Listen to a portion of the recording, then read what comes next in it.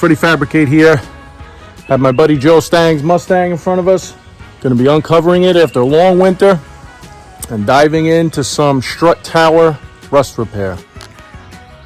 I got the cover off.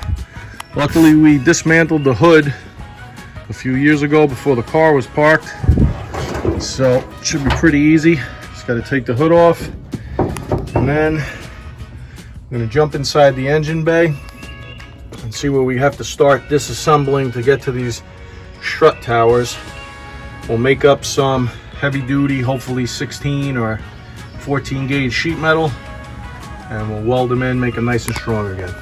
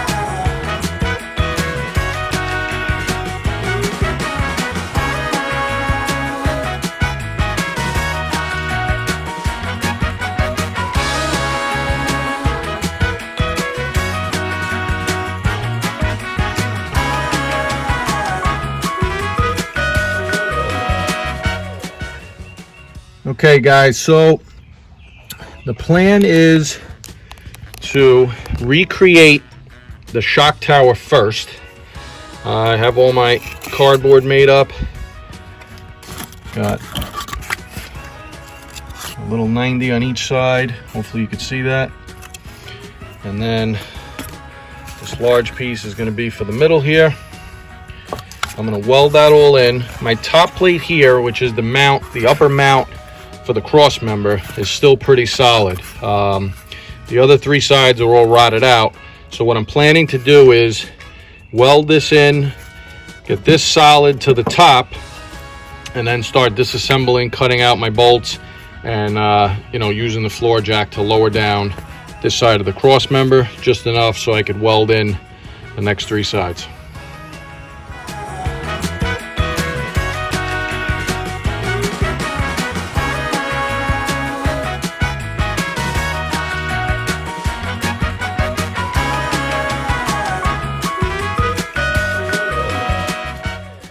So this part here, guys, there's no cutting corners. You have to basically just take your time and fit the piece in as good as you can.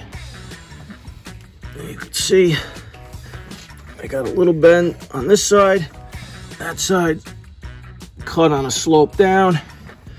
Now we're using a piece of metal here that's about twice the gauge of the stock metal. And our fit up is almost perfect now. Pretty much locks in there by itself, as you can see. And then what we'll do is we'll put a couple tacks, get a little heat in it, and then we'll bang it in with the hammer where we want it to be before we finally weld it.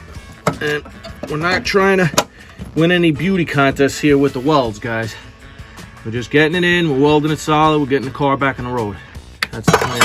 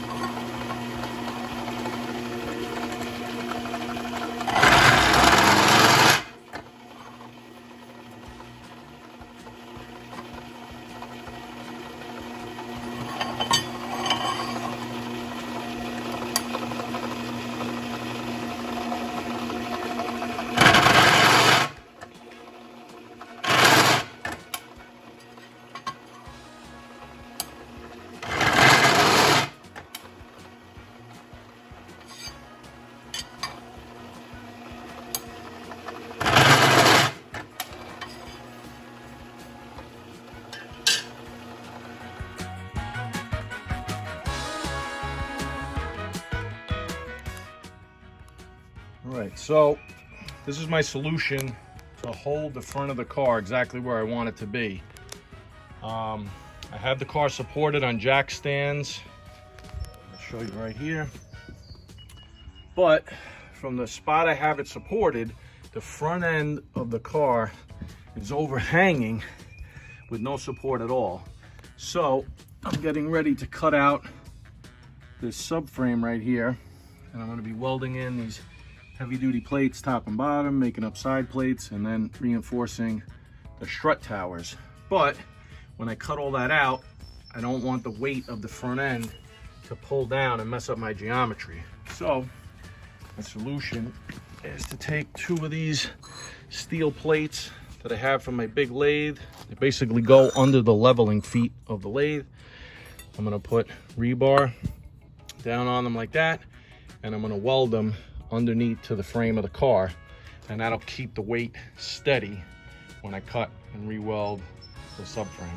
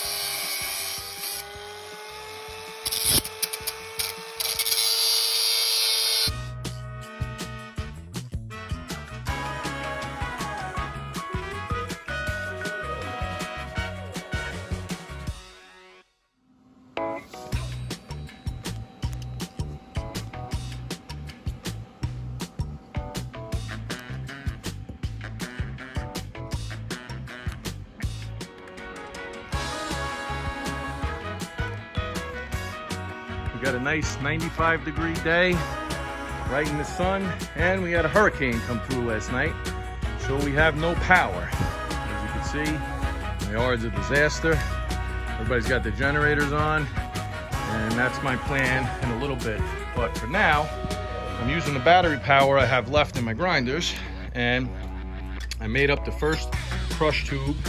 It goes down in between the frame rail like this. And that keeps the 2 bolts that hold the lower cross member in place from crushing down on the frame. I made this slightly loose fit because this is my new lower frame. We're going with a 1/4-inch steel as compared to sheet metal. So I gave myself a little play in this guy. I'll weld her in, we'll be good to go.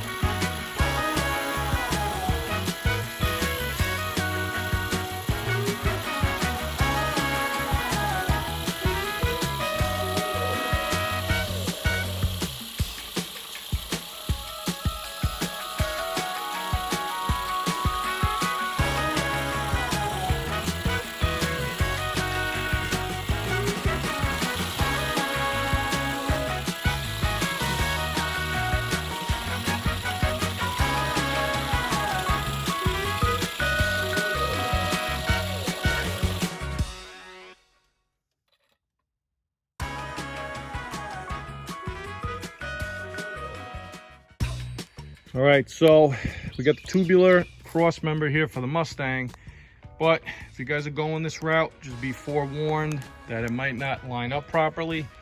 My problem with this one is that these two spots right here on both sides are not actually parallel with the frame rails when I try to bolt it to the car. So my fix for that is to cut off the back mounts. I'm going to be tipping this a little bit forward to get it lined up on top, and then I'll re-weld these back together.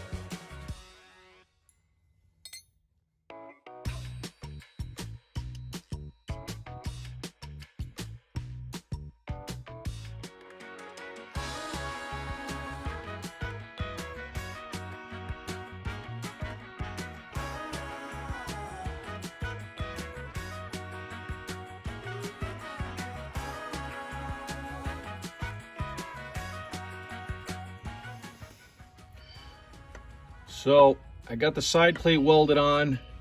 Now I'm marking the two holes to mount the brake line. One needs to be either threaded or have a nut welded in, and the other one is just a hole for this little tab to keep it from spinning.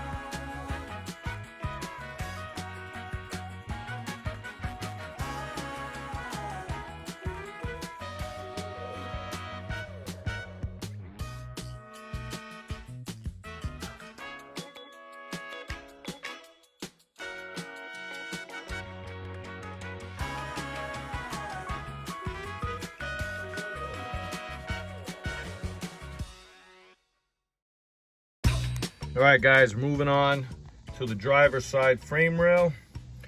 As you can see, there's not much left here.